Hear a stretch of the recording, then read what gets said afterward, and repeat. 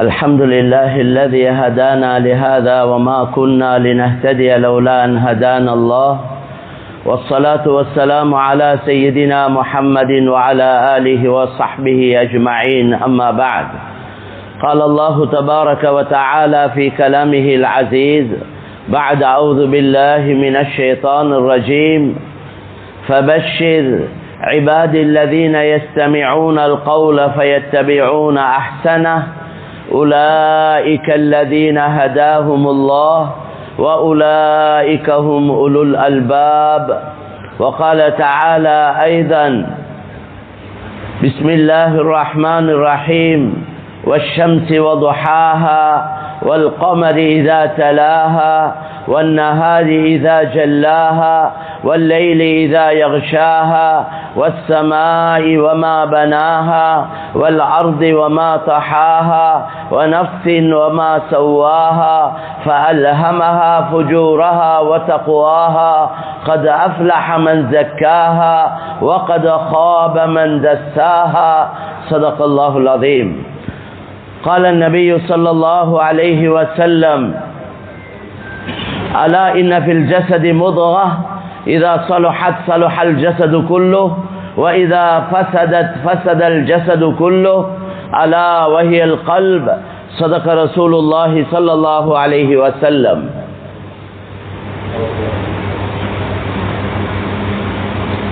கண்ணியத்துக்கும் மதிப்புக்கும் உரிய சங்கையான சகோதரர்களே, அல்லாஹ்வின் நல்லடியார்களே, தாய்மார்களே, சகோதரிகளே, அல்லாஹ் சுப்ஹானஹு வ தஆலாவுக்கே எல்லா புகழும் பாராட்டுகளும். அந்த அல்லாஹ் சுப்ஹானஹு வ தஆலா இந்த வருடமும் இந்த சிறப்பான ரமலானை சந்தித்து நோன்புகளை நோற்று பல நல்ல அமல்களை செய்வதற்குள்ள சந்தர்ப்பத்தை, வாய்ப்பை அல்லாஹ் எங்களுக்கு கொடுத்தான். அது மாத்திரமல்ல, எங்களுடைய இந்த நாட்டிலே மாஷா அல்லாஹ் தீனுடைய இஸ்லாமிய ஒரு சூழலையும் அல்லாஹ் உருவாக்கி தந்திருக்கின்றான். நாங்கள் ஒரு சிறிய ஒரு கூட்டமாக இருந்தாலும் இந்த நாட்டிலே வாழக்கூடிய முஸ்லிம்களுடைய எண்ணிக்கை ஒரு சிறிய எண்ணிக்கையாக இருந்தாலும், மேலான சகோதரர்களே, அல்லாஹ்வின் நல்லடியார்களே, அல்லாஹ் சுப்ஹானஹு வ தஆலா ஆரம்பத்திலிருந்து கண்ணியமான உலமாக்கள், இன்னும் புத்திஜீவிகள், சமுதாய பற்றுள்ளவர்கள், அவர்களுடைய பல முயற்சிகளின் மூலமாக அல்லாஹ் சுப்ஹானஹு வ தஆலா இந்த நாட்டிலே எங்களுக்கு ஈமான் இஸ்லாத்தோடு அல்லாஹுடைய சட்டத்திட்டங்களை எடுத்து நடக்கக்கூடிய சந்தர்ப்பத்தை, வாய்ப்பை அல்லாஹ் எங்களுக்கு தந்திருக்கின்றான். சகோதரர்களே, சகோதரிகளே, இதற்காக நாங்கள் அல்லாஹ்வுக்கு நன்றி செலுத்திக் கொள்ள வேண்டும். ஏனென்றால் எத்தனையோ நாடுகள்ல நாங்கள் பார்க்கக்கூடிய நிலைமைகள் இருக்கிறது. வெளிரங்கத்தில் எல்லாம் இருந்தாலும் அல்லாஹுடைய சட்டத்திட்டங்களை எடுத்து நடப்பது சிரமமாக இருந்து கொண்டிருக்கிறது. எனவே இதை நாங்கள் பாதுகாத்துக் கொள்ள வேண்டும். இந்த நாட்டுடைய சட்டத்திட்டங்களை மதித்து ஷரியத்துக்கு உட்பட்ட முறையில் நாங்கள் நாட்டுடைய சட்டத்திட்டங்களை மதித்து நாங்கள் எல்லா காரியங்களையும் செய்து கொள்ள வேண்டும். மேலான சகோதரர்களே, அல்லாஹ்வின் நல்லடியார்களே, அல்லாஹ் சுப்ஹானஹு வ தஆலா இந்த நோன்பை கொண்டு என்ன எதிர்பார்க்கின்றான்? நாங்கள் வெறுமனே பசியில் இருக்கிறதையோ தாகத்தில் இருக்கிறதையோ அல்லது இரவெல்லாம் விழிச்சிருக்கிறத மாத்திரம் வெளிரங்கத்தை அல்லாஹ் எதிர்பார்க்க இல்லை. மாற்றமாக இந்த நோன்பை அல்லாஹ் எங்களுக்கு கடமையாக்கி எங்களுடைய உள்ளத்துடைய பரிசுத்த தன்மையை அல்லாஹ் எதிர்பார்க்கின்றார். பசியில் இருக்கிறதெல்லாம் கஷ்டமான காரியம் இல்லை, தாகத்தில் இருக்கிறதெல்லாம் வெறுமனே கஷ்டமான காரியங்கள் இல்லை. சில நாள்களில் நாங்கள் பார்க்கிறோம், சில சந்தர்ப்பங்கள் அமையுது, எங்களுக்கு முழு நாளும் சாப்பிட கிடைக்குது இல்லை. சில நேரம் சில சந்தர்ப்பங்கள்ல முழு இரவும் தூங்க சந்தர்ப்பம் கிடைக்குது இல்லை. அப்ப அது சர்வ சாதாரணமாக எங்களோட அன்றாட வாழ்க்கையில இது நாங்க பார்க்கக்கூடிய விஷயம். அதனால தான் ஹதீஸ்ல வந்திருக்குது, எத்தனையோ நோம்பாளிகள் அவங்களோட நோம்புல அவர்கள் பசித்திருப்பதையும் தாகித்திருப்பதையும் தவிர எந்த பலனும் கிடையாது. எத்தனையோ இரவையில வணங்கக்கூடியவர்கள் அவருடைய இரவு வணக்கத்துல இரவையில விழிச்சிருந்ததை தவிர எந்த பலனும் கிடையாது என்று நபி ஸல்லல்லாஹு அலைஹி வஸல்லம் சொன்னாங்க. அதனால இரவையில முழிச்சிருக்கிறது பெரிய கஷ்டம் இல்லை. நாங்கள் நாட்டில் சில நேரம் கிரிக்கெட் மேட்ச் போகுது அல்லது வேற வேற மாற்றமான காட்சிகள் இரவுகள்ல எத்தனையோ பேர் இரவுகள் அப்படி கழிக்கிறாங்க, விழிச்சிருக்கிறாங்க, பசியில இருக்கிறாங்க. சில சீசன் வியாபாரத்துல சீசன் காலங்கள்ல சாப்பிடவே கிடைக்குது இல்ல. சில நீண்ட பயணங்கள் செய்யக்கூடிய நேரத்தில் சாப்பிட குடிக்க சந்தர்ப்பமே கிடைக்குது இல்ல. அதனால மேலான சகோதரர்களே, அல்லாஹ்வின் நல்லடியார்களே, இது இந்த வெளிரங்கம் அல்ல, அல்லாஹ்வுடைய எதிர்பார்ப்பு. அல்லாஹ்வுடைய எதிர்பார்ப்பு இந்த நோன்பை அல்லாஹ் கடமையாக்கி இருப்பதே நாங்கள் எல்லோரும் தக்வாதாரிகளாக மாற வேண்டும். நாங்கள் அடிக்கடி பயான்கள்ல, ரமலானுடைய பயான்கள்ல குறிப்பாக அந்த ஆயத்தை நாங்க எல்லோருக்கும் அதிகமா பாடம், லஅல்லக்கும் தத்தகூன், நீங்கள் தக்வாவுடையவர்கள் ஆக வேண்டும். தக்வாவுடைய தொடர்பு உள்ளத்தோட தான் இருக்கு. அடிப்படையாக உள்ளங்கள் தான் தக்வாவுக்குரியது. ரசூல் ஸல்லல்லாஹு அலைஹி வஸல்லம் ஒரு தடவை சொன்னாங்க, அத்தக்வா ஹாஹுனா, உள்ளத்தை காட்டி தந்த கையால உள்ளத்தை காட்டி சொன்னாங்க, தக்வா என்றது இந்த இடத்துல தான் இருக்கேன்னு சொன்னாங்க, கல்ப காட்டி சொன்னாங்க. அதனால கண்ணியமான சகோதரர்களே, சகோதரிகளே, மேலும் கண்ணியமான நபி ஸல்லல்லாஹு அலைஹி வஸல்லம் சொன்னாங்க, அலா இன்ன ஃபில் ஜஸதி முத்கா, மனிதன் உடல்ல ஒரு சதை துண்டு இருக்கிறது, இதா ஸலுஹத், அந்த சதை துண்டு சீரானால் ஸலுஹல் ஜஸது குல்லு, முழு உடலும் சீராகிவிடும். வைதா ஃபஸதத், அந்த சதை துண்டு கெட்டால் ஃபஸதல் ஜஸது குல்லு, முழு உடலும் கெட்டுவிடும். அலா வஹியல் கல்ப், நன்றாக விளங்கிக் கொள்ளுங்கள், அதுதான் கல்ப் என்று நபி ஸல்லல்லாஹு அலைஹி வஸல்லம் சொன்னார். மேலான சகோதரர்களே, அல்லாஹ்வின் நல்லடியார்களே, உள்ளம் சீரானால் உறுப்புகள் சீராகும். வேண்டா, இந்த உறுப்புகளால வெளியாகக்கூடிய செயல்கள் சீராகும். கண்ணால, காதால, நாவால, கை கால்களால, ஏனைய உறுப்புகளால வெளியாகக்கூடிய செயல்கள் அது சீராக, ஒழுங்காக, அது அவருக்கும் பிரயோஜனம் உள்ளதாக, மற்றவர்களுக்கும் நலவாக அது அமையும். அந்த உள்ளம் கெட்டால் முழு உறுப்புகளில் இருந்து வெளியாகக்கூடிய செயல்கள் எல்லாமே கெட்டுவிடும். கண்ணியமான சகோதரர்களே, அல்லாஹ்வின் நல்லடியார்களே, சகோதரிகளே, அதனால நாங்க இந்த விஷயத்துல, இந்த உள்ளத்துடைய விஷயத்துல தான் கூடுதலான கவனம் செலுத்தணும். உறுப்புக்களை அசைச்சு அமல் செய்யறதும் கஷ்டம் இல்லை. ஒரு சில நேரம் எங்களுக்கு ஒரு ஒரு ஒரு 100 ரக்காத் தொழுகிறது என்றது, அது உறுப்புக்களை அசைக்கிறோம். நான் கியாம்ல நிக்கிறோம், ருக்கு செய்யறோம், சுஜூத் செய்யறோம். இந்த அசைவுகள், இந்த ஹரக்காத்துகள், இது ஒரு முஸ்லிம் அல்லாதவருக்கு சொன்னாலும் அவரும் செய்வார். முஸ்லிம் அல்லாதவருக்கு நோன்பு பிடிக்க சொன்னா அவரும் நோன்பு பிடிக்கிறார். இன்றைக்கு எனக்கு உங்களுக்கு தெரிஞ்ச பலர்கள் ரமலான் காலத்துல அவங்க இன்னும் களிமா சொல்லி இல்ல, ஆனா நோன்பு பிடிக்கிறாங்க, நோன்பு பிடிக்கிறாங்க. கண்ணியமான சகோதரர்களே, அல்லாஹ்வின் நல்லடியார்களே, இந்த வெளிரங்க செயல்கள் செய்யலும். ஜகாத் முஸ்லிம் அல்லாதவங்களுக்கு கொடுக்கிறாங்க. எனக்கு தெரிய ஒரு சகோதரர் இருக்கிறார், ஒரு கல் வியாபாரி, மாணிக்க கல் வியாபாரி. அவர் முஸ்லிம்களோட பழகக்கூடியவர். அவரும் ரமலானுடைய காலத்துல அவருடைய பணத்துல, சொத்துல சரியா விளங்கி 102% கொடுக்கிறார். களிமா சொல்லி இல்லை, இன்னும் களிமா சொல்லி இல்லை. அவர் மற்ற முஸ்லிம்களுக்கு சொல்றார், இதை செய்யுங்க, இதுல பெரிய ஒரு வளர்ச்சி இருக்கு, முன்னேற்றம் இருக்கு, நான் இதை பார்க்கிறேன் என்று அவரே சொல்றார். கண்ணியமான சகோதரர்களே, அதே போல ஹஜ்ஜுடைய அமல் எடுத்தாலும் அதுவும் செய்யலாம். ஹரத்துடைய எல்லைக்குள்ள களிமா சொல்லாதவங்க போக இயலாது, ஆனா முயற்சி செஞ்சு போறவங்க இருக்கிறாங்க. எத்தனையோ பேர் எங்கட நாட்டில நாங்க பார்க்கிறோம், அவங்க வெளிநாடுகள்ல வேலை செஞ்சவங்க இப்ப களிமாவுடைய இஸ்லாத்துடைய தொடர்பு இல்லாம இருக்கிறாங்க. ஆனா அவங்க சொல்றாங்க, நாங்க மக்காவுக்கு போயிருக்கிறோம், நாங்க அந்த கருப்பு பெட்டியை பார்த்துட்டு வந்திருக்கிறோம். சிலவங்க சொல்றாங்க, நாங்க ஹஜ்ஜிக்கும் போயிட்டு இருக்கிறோம். சில காலங்கள்ல அங்க வேலை செய்யக்கூடிய அந்த இடத்துல உள்ளவங்களோட சேர்ந்து ஹஜ்ஜிக்கும் போயிட்டு இருக்கிறாங்க. அதனால கண்ணியமான சகோதரர்களே, அல்லாஹ்வின் நல்லடியார்களே, இது எல்லாத்தையும் எல்லாராலையும் செய்ய இயலும். கலிமாவையும் ஒருவர் சும்மா விளையாட்டுக்கு சொல்ல இயலும், அல்லது பொய்க்கு சொல்ல இயலும், அல்லது அவர் முஸ்லிம் மாதிரி அவர் நடிக்க இயலும். இதெல்லாம் வெளிரங்கங்கள். ஆனால் அல்லாஹு தஆலா எங்களோட வெளிரங்கத்தை கவனிக்கிறதோட அடிப்படையாக எங்களோட உள்ளங்களை தான் பார்க்கிறான்.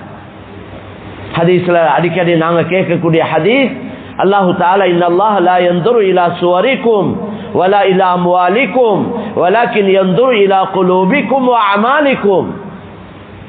அல்லாஹ் உங்களுடைய சொத்து செல்வங்களையோ உங்களுடைய வெளி தோற்றங்களையோ அல்லாஹ் பார்ப்பதில்லை, மாற்றமாக உங்களோட செயல்களையும் உங்களோட உள்ளங்களையும் அல்லாஹ் நோட்டமிடுகிறான். يعلم خائنة الأعين وما تخفي الصدور. உங்களோட கண்களுடைய மோசடிகளையும் உள்ளங்கள் மறைத்து வைத்திருக்கக்கூடியவைகளையும் அல்லாஹ் அறியக்கூடியவனாயிருக்கிறான். மக்களால பார்க்கலும் எங்களோட வெளிரங்கத்தை மட்டும்தான், எங்களோட வெளிரங்க செயல்களை மாத்திரம்தான் மக்களால பார்க்கலும். எங்களோட வெளிரங்கத்தை பார்த்து சில நேரம் சிலவங்க ஜட்ஜ் பண்றாங்க, இவர் ஒரு நல்ல சீதேவியான மனிதர், அல்லது சில நேரம் வெளிரங்க செயல்களை பார்த்து இவர் ஒரு கெட்ட மனிதர் என்று மக்களால் இவ்வளவு தான் ஏலும். ஏன்னா மக்களுக்கு இந்த கண் பார்வை இது வெளிரங்கத்துல கண்ணால விளங்கக்கூடியதை மட்டும்தான் மக்களால பார்க்கலும். ஆனால் அல்லாஹுக்கு மாத்திரம்தான் எங்களோட அந்த ரங்கங்களை விளங்கக்கூடிய சக்தி இருக்கு.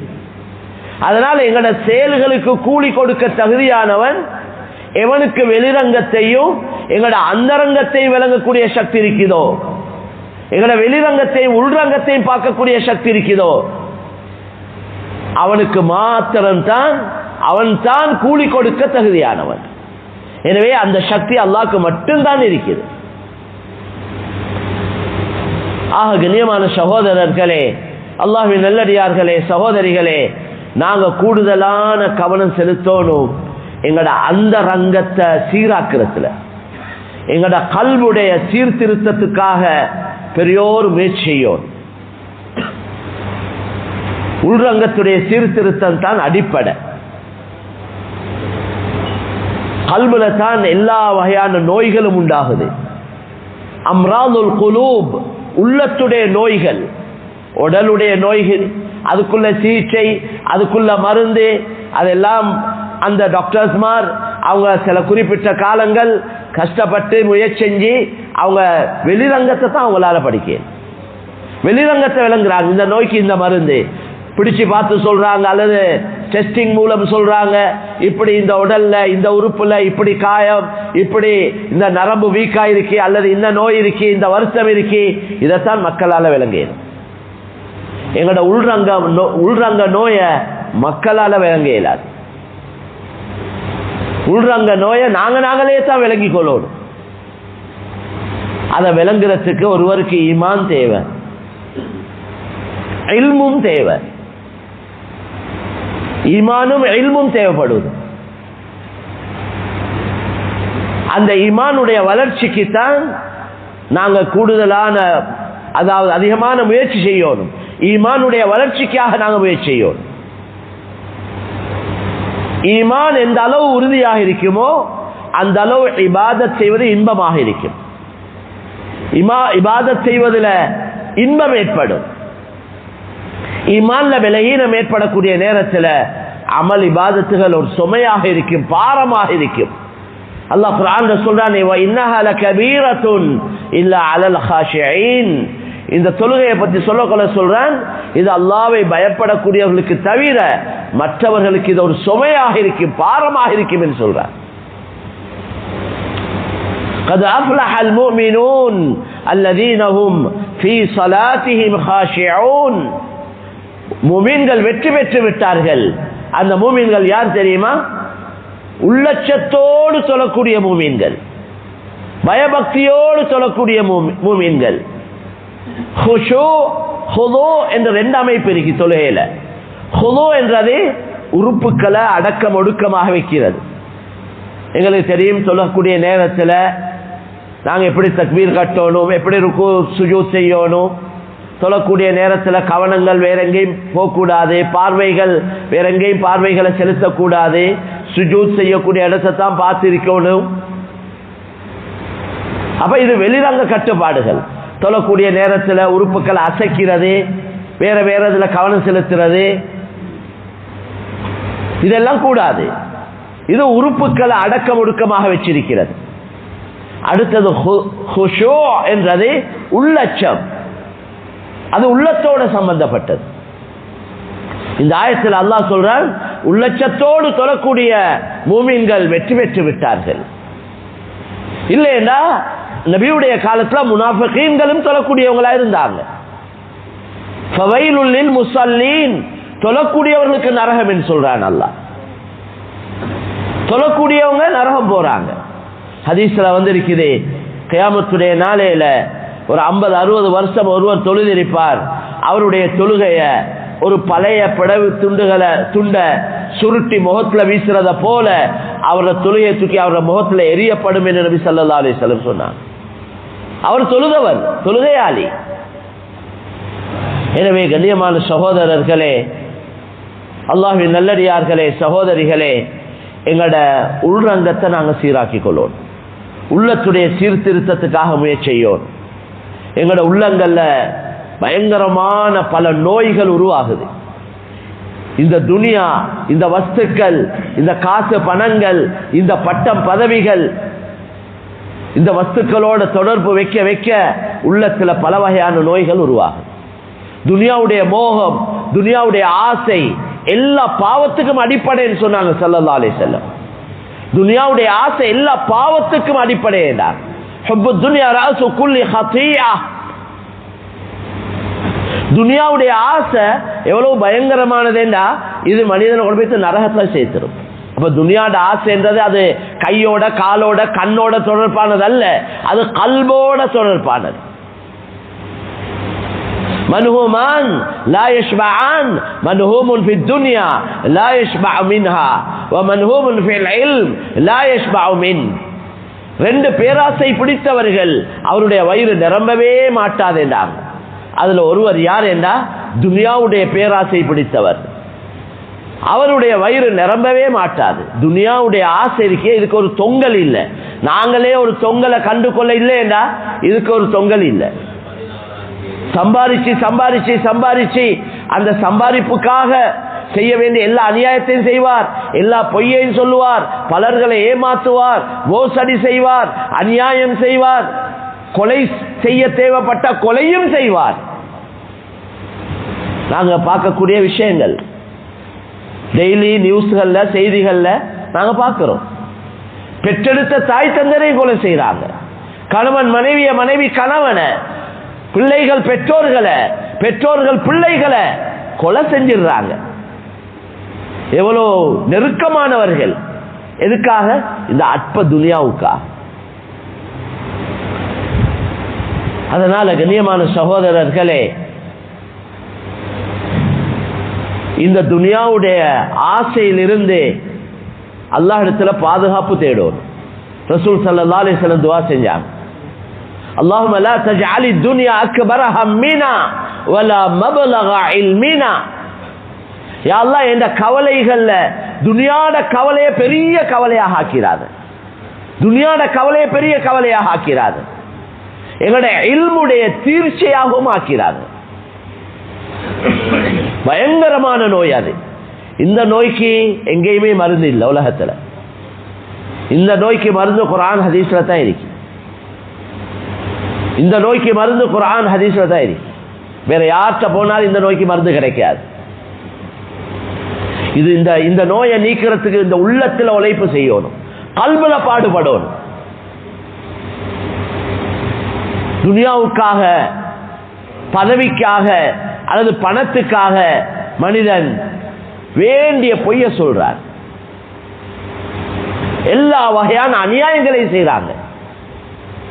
அதனால கண்ணியமான சகோதரர்களே, வெறுமனே துனியாவுடைய ஆசை இருக்கே, இதே மனிதனை கொண்டு நரகத்துல சேர்க்கும். வேறொரு பாவமும் செய்யாட்டியும் துனியாட மஹப்பத்தே நரகத்துக்கு காரணமா அமையும். அல்லாஹ் குர்ஆன்ல சொல்றானே, من كان يريد العاجلة عجلنا له ما نشاء لمن نريد من كان يريد العاجلة عجلنا له ما نشاء لمن نريد ثم جعلنا له جهنم يصلاها مذموما مدحورا من كان يريد العاجلة யார் உலகத்தை நோக்கமாக்கிக் கொள்வார்களோ, உலகத்தை உள்ளத்தால நாடுவார்களோ, அவர்களுக்கு அப்படி துனியாவை நாடக்கூடியவர்கள், துனியாவை நோக்கமாக ஆக்கிக் கொள்ளக்கூடியவர்களில் நாம் யாருக்கு நாடுகிறோமோ, எவ்வளவு நாடுகிறோமோ அவர்களுக்கு அவ்வளவு கொடுத்து சும்ம ஜஅல்னா லஹு ஜஹன்னம், நாங்கள் அதுக்கு பின்னால் அவங்களுக்கு நரகத்தை தான் கொடுப்போம் என்றார். வேற ஒரு பாவத்தையும் சொல்ல இல்லைங்க.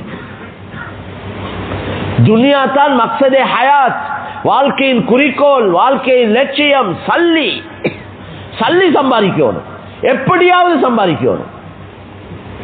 எங்களுக்கு சல்லி சம்பாதிங்க என்று சொல்லப்பட்டிருக்கிறது, இந்த முறையில சம்பாதிங்க என்று சொல்லப்பட்டிருக்கு. சல்லி சம்பாதிக்க எங்களுக்கு தாராளமான அனுமதி இருக்கு, தடை இல்லை. ஆனா அதுக்கு ஒரு முறையொன்று எங்களுக்கு சொல்லப்பட்டிருக்கு. அந்த முறையில தாராளமா சம்பாதிக்கலாம். சம்பாதிச்ச பணங்களை எப்படி செலவழிக்கணும் என்று சொல்லப்பட்டிருக்கு. என்ற கியாமத்துடைய கேள்விகள் ஒரு கேள்விதான். 5 கேள்விக்கு பதில் சொல்லாம லா தஸாலு கதம அப்தின் ஹத்தா யுஸ்அல அன் அர்பா, 4 அல்லது 5 கேள்விக்கு பதில் சொல்லாம ஒரு 8 எடுத்து முன்னால வைக்கலாண்டாங்க. அதுல ஒரு கேள்வி தான், காசை எப்படி சம்பாதித்தாய், அதை எந்த வழியில செலவழித்தாய். சம்பாதிச்சதையும் சொல்லணும், சம்பாதிச்சதை எப்படி செலவழிச்சிங்கன்னு சொல்லணும். இங்க உலகத்துல யாரும் எங்கள்கிட்ட கேள்வி கேட்க யாரும் இல்ல. சல்லி எங்கட, நாங்க நினைச்ச மாதிரி சம்பாதிப்போம், எங்கட இஷ்டம். செலவழிக்கிறது எங்கட இஷ்டம், எங்கட விருப்பம். நீங்க யார் அதை கேட்க? எல்லாம் எங்களுக்கு இப்படி எல்லாம் கேட்கலாம். ஆனால் அல்லாஹ் சுப்ஹானஹு வ தஆலா கியாமத்துடைய நாளையில எங்களை நிறுத்தி கேள்வி கணக்கு கேட்பான். அந்த அவ்வளவு கேள்விக்கு பதில் சொல்லாம யாரும் தப்பே இல்லாது. அங்க உதவிக்கோ பாதுகாப்புக்கோ அல்லது வேற வேற எந்த உதவியும் யாராலையும் இல்லை. எனவே கண்ணியமான சகோதரர்களே, அல்லாஹ்வின் நல்லடியார்களே, தாய்மார்களே, சகோதரிகளே, துனியாவுடைய ஆசை பயங்கரமானது. அது யாருக்குமே இருக்கக்கூடாது. ரசூல் ஸல்லல்லாஹு அலைஹி வஸல்லம் துனியாவுடைய ஆசையிலிருந்து பாதுகாப்பு தேடியிருக்கிறான். நாங்களும் எங்களோட துஆக்கள்ல யா அல்லாஹ் எனக்கு வசதியத்தா, என்ற தொழில் வியாபாரத்தில் பெரிய அளவுல பரக்கத் செய், என்ற தேவைகளை பூர்த்தியாக்க தாராளமா துஆ கேட்போம். நபியும் துஆ கேட்டிருக்கிறான். ஆனா யா அல்லாஹ் ஹராமான வருமானங்கள், மாற்றமான முறையில இந்த பணம் வருவதிலிருந்து என்னையும் என்ற சந்ததிகளையும் பரம்பரையை பாதுகாப்பாயா. முறை இல்லாம சம்பாதிச்சா எங்களோட பிள்ளைகள் அனுபவிக்காது. முறை இல்லாம யாரெல்லாம் சம்பாதிக்கிறாங்களோ அவங்களுக்கு வெளிரங்கம் மட்டும்தான் விளங்குது. காசு என்றது, பணம் என்றது பேப்பர். முந்தி காலத்துல தான் தங்கம் வெள்ளியாக இருந்துச்சு. இன்னைக்கு இது பேப்பர், மெஷின்ல போட்டு அச்சடிச்சு எடுக்கிறாங்க. மெஷின் என்றது சொர்க்கத்தை இறங்கினது அல்ல. இந்த சல்லி அச்சடிக்கக்கூடிய மெஷினை மனிதன் தான் தயாரிச்சுக்கிறான். இதை தயாரிச்சவனும் மனிதன் தான். விருப்பம் மாதிரி மாற்றிக்கொள்ள இயலும், பேப்பரை மாற்ற இயலும். சில காலங்களில் நாங்க பார்க்கிறோம், இந்த பணம் எல்லாம் கேன்சல் என்றாங்க. எவ்வளவு தான் அந்த பணம் இருந்தாலும் அவரு ஒளிச்சு மறைச்சு வச்சிருந்தாலும் அந்த உரிய காலத்தை அதை மாற்றிக்கொள்ள இல்லையா, அது அவ்வளவு தான். அது வெறும் பேப்பர் துண்டாகத்தான் கருதப்படும். 5000 ரூபாய் தாளை இப்ப கேன்சல் பண்ணினா, இந்த 5000 ரூபாய் தாளை ஒரு சில்லறை கடையில போய் ஒரு டஃபியை தாங்கினாலும் டஃபியும் கிடைக்காது. 5000 ரூபாய் தாளை கொடுத்து ஒரு டஃபியும் கிடைக்காது. அது ஒரு பேப்பர் துண்டாகத்தான் கருதப்படும். அதனால கண்ணியமான சகோதரர்களே, அல்லாஹ்வின் நல்லடியார்களே, தாய்மார்களே, சகோதரிகளே, நல்லா விளங்கி கொள்ள வேண்டிய விஷயம், வாழ்க்கையில வரக்கூடிய நிலைமைகள், அந்த நிலைமைகளை கொண்டு வருவது அல்லாஹ். நிலைமைகள் வருவது அல்லாஹ்வோட புறம் செய்துதான். உங்கள்கிட்ட எவ்வளவு பேப்பர் இன்னும் வேலை இல்லை. சில நிலைமைகள் அல்லாஹ் உருவாக்கி விட்டான் என்றா உங்கள்ட்ட அவ்வளவு பேப்பரும் குப்பையில. தெளிவா சொல்றேன், சில நோய்கள் அல்லாஹ் சிலர்களுக்கு சாட்டி விடுகிறான். அது நோய் அல்ல, அது தண்டனை. நோயா இருந்தா அதுக்கு நன்மைகள் இருக்கு. நோயை கொண்டு பாவங்கள் மன்னிக்கப்படுவது.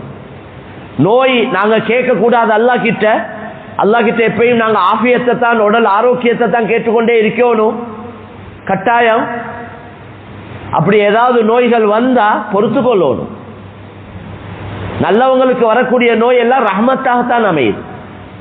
அது எந்த அடிப்படையில் ரஹ்மத்தா அமையுதுண்டா, அல்லாஹ் எனக்கு உங்களுக்கு யாருக்காவது அல்லாஹ் ஒரு சொர்க்கத்தில் ஒரு பெரிய அந்தஸ்தை நாடி இருக்கிறார், உயர்ந்த ஒரு தர்ஜாவை நாடி இருக்கிறார். ஆனா அந்த அமலுக்கு, அந்த சொர்க்கத்துக்குள்ள அந்த இடத்தை அடைகிறதுக்கு இவர்கிட்ட அமல் போதாது. அந்த சொர்க்கத்துல உயர்ந்த அந்தஸ்து அடைகிறதுக்கு இவர்கிட்ட அமல்கள் இல்ல, போதாது. அப்படியேண்டா அல்லாஹ் சில சோதனைகளை கொடுத்து அந்த சோதனைகளை இவரை பொறுத்து கொள்ள வச்சு அதன் மூலம் அந்த அந்தஸ்தை கொடுக்கிறார்.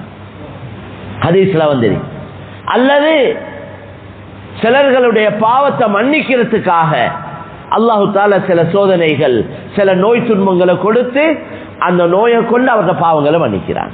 அதனால தான் நோயாளி கிட்ட போனா லா பஅஸ தஹூருன் இன்ஷா அல்லாஹ் இந்த வார்த்தையை சொல்லணும். லா பஅஸ் பரவாயில்லை, இந்த நோயை கொண்டு நீங்க கவலைப்படாதீங்க. தஹூர் இது உங்களை சுத்தப்படுத்தக்கூடியது, மிக மிக சுத்தப்படுத்தக்கூடியது. இன்ஷா அல்லாஹ் சுத்தப்படுத்துறதுன்னா வெளிரங்க சுத்தம் அல்ல, உங்களோட அந்தரங்க சுத்தம். பாவ கரைகள் இருந்து இந்த நோய் உங்களை சுத்தப்படுத்தக்கூடியது என்று அவருக்கு ஆறுதல் வார்த்தை சொல்றது சுன்னத்தாக இருக்கிறது. அதனால ஒன்று சொர்க்கத்தில் உயர்ந்த தரஜாக்கள் கிடைக்க அந்த நோய் காரணமாக இருக்கும், அல்லது பாவத்துக்கு மன்னிப்பாக இருக்கும், அல்லது செய்யக்கூடிய பாவத்துக்கு தண்டனையாக இருக்கும்.